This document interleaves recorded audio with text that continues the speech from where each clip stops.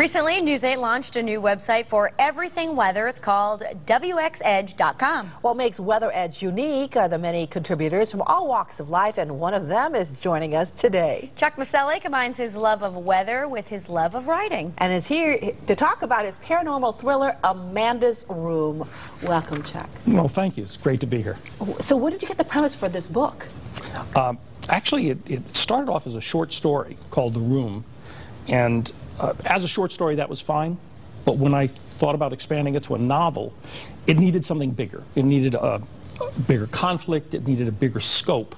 And there isn't much bigger than the weather. So the concept of bringing the weather into the book really melded with the paranormal. It was just a unique idea. Were you always a weather junkie, would you say? Were you always interested in it? Not always, although I've been giving that some thought lately, and I actually have done a couple of posts on that recently. There were two events that occurred in my life that really struck a chord with me weather-wise. One was the blizzard of '69, and the other was the blizzard of '78. And in the blizzard of '69, my wife and I had just gotten back from our honeymoon. We were heading to Connecticut because I had to report for the Marine Corps, and the blizzard of '69 hit.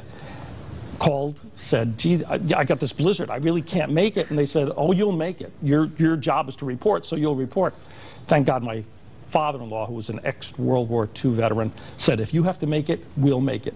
It took us 15 hours driving in the blizzard to do the 2-hour ride to Connecticut. Oh, my goodness. When we got to Connecticut, the post was closed because of the weather. Well, let's talk about the plot of this book, Amanda's Room. What's it all about?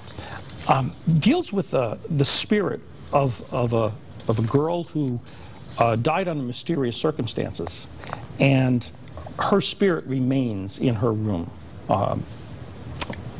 But having spent 18 years in this room in an abandoned mansion, how does someone communicate without words?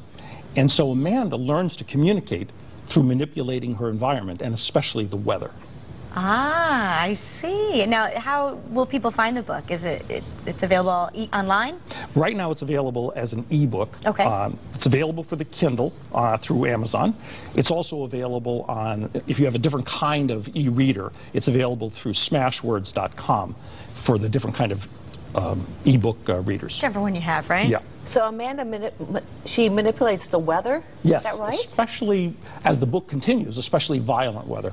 As the book continues, the weather becomes greater, larger and larger. So I'm guessing if she's angry, we're talking big thunderstorms, something along we're those talking lines? bigger than a thunderstorm. Bigger than that. Yes. Okay, we'll have to download it then. And can you imagine if Gil had that power? Because he would certainly love to be able to manipulate the weather. And actually, that's part of the premise of the book. When you have that kind of power, do you have complete control over it? Oh. That's very interesting. All right, well, Amanda's Room. Chuck, thank you so much for being here. Very interesting. The name again is Amanda's Room. Look for it in hardcover and paperback next month. Oh, that's exciting.